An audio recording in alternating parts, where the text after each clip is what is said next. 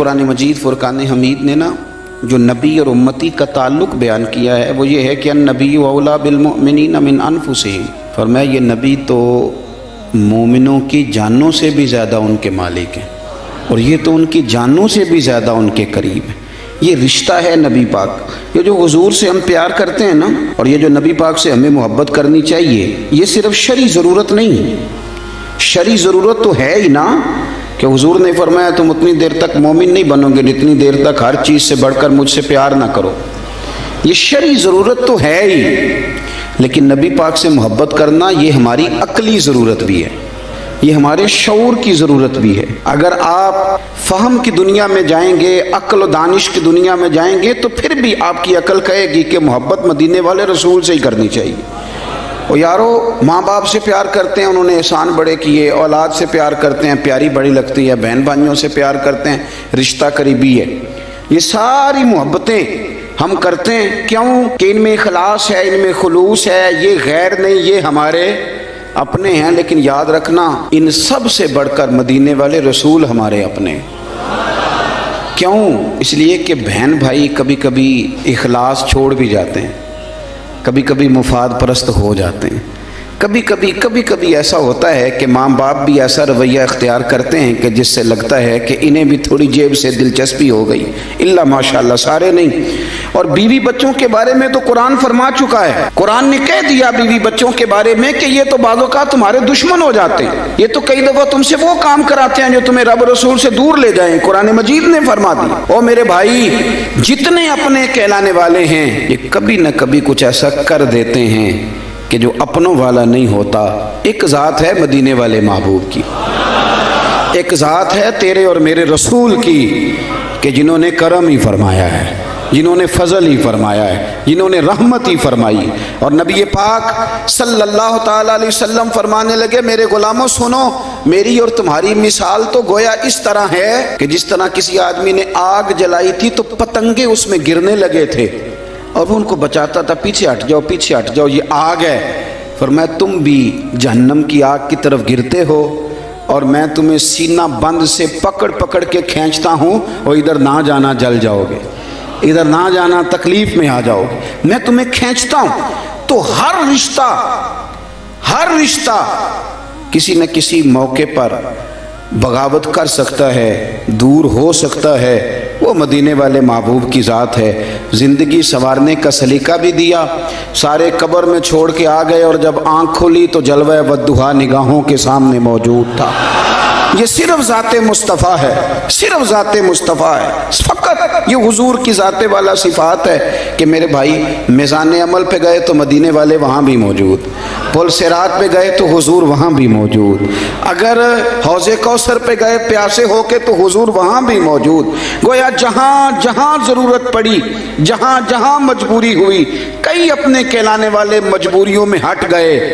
لیکن دنیا کی پریشانی سے لے کر قبر کی پریشانی تک، اور قبر کی آزمائش سے لے کر جہنم کی پریشانی تک، جو ہستی ہمارے ساتھ ساتھ رہے گی وہ ہمارے آقا و مولا مدینے والے محبوب صلی اللہ علیہ وسلم کی ہے۔ اس لیے عقل کا بھی تقاضا ہے کہ جنہوں نے کہیں ساتھ نہیں چھوڑنا ان سے پیار کیا جائے، ہر جگہ جنہوں نے ساتھ رہنا ہے، جنہوں نے محبت کو نبھانا ہے، ان کا کبھی بھی دامن کرم نہ چھوڑا جائے۔ کچھ چیزیں ایسی ہوتی ہیں کہ جو آپ کی طبیعت کہتی ہے کہ یار اس بندے نے بہت عمدہ کہا۔ مظفر وارسی نے کچھ باتیں کی تھی بڑی خوبصورت، وہ کہتے ہیں کہ سیاہیاں مجھ میں داغ مجھ میں، اور جلیں اسی کے چراغ مجھ میں، اثاثہ قلب و جاں وہی ہے، میرا تو سب کچھ میرا نبی ہے۔ اب کبھی آپ الفاظ کے بام و در پہ نہ جائیں، آپ چاشنی دیکھیں حروف کی کس طرح کی ہے۔ پھر وہ کہنے لگے کہ میرے گناہوں پہ اس کا پردہ، وہ میرا امروز میرا فردہ، شعور بھی اسی کا وضع کردہ، وہ میرا ایمان میرا تیقن، وہ میرا پیمانہ تمدن۔ کیا انداز ہے بات کرنے کا۔ کہنے لگے وہ میرا معیار زندگی ہے، کیونکہ میرا تو سب کچھ میرا نبی ہے۔ کہنے لگے وہ میری منزل بھی ہم سفر بھی، وہ سامنے بھی پس نظر بھی، وہی مجھے دور سے پکارے، اور اسی کی پرچھائیاں روح پر بھی، وہ رنگ میرا، وہ میری خوشبو، میں اس کی مٹھی کا ایک جگنو، اور یارو وہ میرے اندر کی روشنی ہے، میرا تو سب کچھ میرا نبی ہے، وہ تو میرے اندر کی روشنی ہے، میرا تو سب کچھ میرا نبی ہے۔ اور پھر کہنے لگے اسی کے قدموں میں راہ میری، اسی کی پیاسی ہے چاہ میری، اسی کی مجرم میری خطائیں، اور اسی کی رحمت گواہ میری، اسی کی مجرم میری خطائیں اور اسی کی رحمت گواہ میری۔ کہنے لگے اسی کا غم مجھ کو ساتھ رکھے، وہی میرے دل پہ ہاتھ رکھے، وہ درد بھی ہے پر سکون بھی ہے، میرا تو سب کچھ میرا نبی ہے۔ ان کے درد میں رونا تو پڑتا ہے پر اسی رونے میں سکون ہے، وہ درد بھی ہے سکون بھی ہے، میرا تو سب کچھ ہے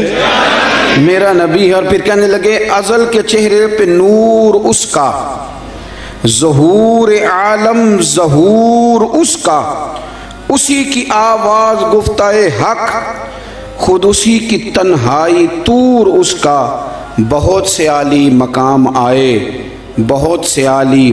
مقام آئے، بہت سے عالی مقام آئے، پر خدا کے بعد اس کا نام آئے،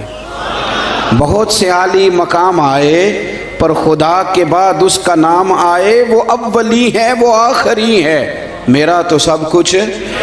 میرا نبی ہے۔ اور پھر کہنے لگے نہ مجھ سے بار عمل اٹھے گا، نہ عضو ہی کوئی ساتھ دے گا، اگر کہے گا تو روز محشر خدا سے میرا نبی کہے گا، سیاہیاں داغ صاف کر دے، اسے میرے مولا معاف کر دے۔ انداز دیکھیے، کہنے لگے نہ مجھ سے بار عمل اٹھے گا، اسی کوئی نے جو کہ ہاں صحیح، نہ مجھ سے بار عمل اٹھے گا، نہ عضو ہی کوئی ساتھ دے گا، اگر کہے گا تو روز محشر خدا سے میرا نبی کہے گا، سیاہیاں داغ صاف کر دے، اسے میرے مولا معاف کر دے۔ کیونکہ یہ میرا عاشق ہے وارسی ہے،